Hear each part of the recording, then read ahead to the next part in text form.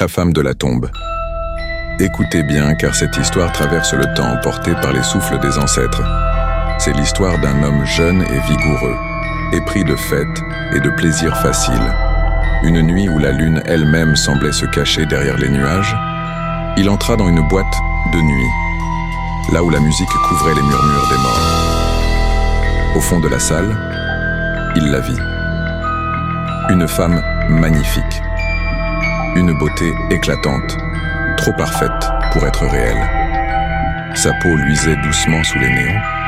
Ses yeux profonds semblaient cacher des abîmes que nul homme ne pouvait sonder. Attiré comme une mouche par la flamme, il s'approcha.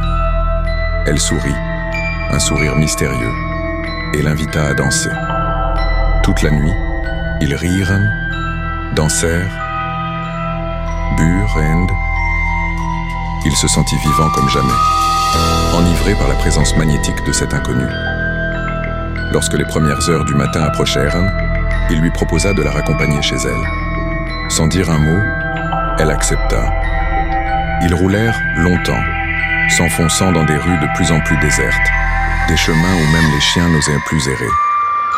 Mais l'homme, ensorcelé par son désir, ne prêta aucune attention aux signes. Arrivés devant une vieille bâtisse sombre, ils entrèrent. L'intérieur était glacial, mais la passion qui brûlait en lui chassait toute raison. Ils firent l'amour cette nuit-là, avec une intensité presque sauvage, sous les soupirs lointains que seul l'homme trop amoureux n'entendit pas. Exténué, il sombra dans un profond sommeil. Mais au lever du jour, ce ne fut pas dans un lit qu'il s'éveilla. Il sentit sous son dos la froideur de la pierre. Lorsqu'il ouvrit les yeux, l'horreur le frappa de plein fouet.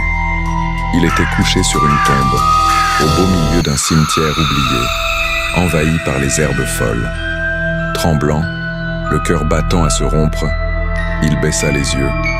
La pierre tombale portait une photographie en noir et blanc, le visage de la femme avec qui il avait passé la nuit. Elle était morte depuis des années. La terre sous ses mains était glacée. Les vents sifflaient comme des voix moqueuses dans les arbres tordus. Il tenta de crier, mais sa gorge resta sèche. Les asticots se mirent à sortir par ses orifices. Son corps se décomposa sous son regard impuissant, incapable de bouger, regardant la mort l'emporter peu à peu. Au bout de quelques minutes, son corps avait atteint un degré de putréfaction très avancé. On aurait cru qu'il était mort depuis plusieurs semaines.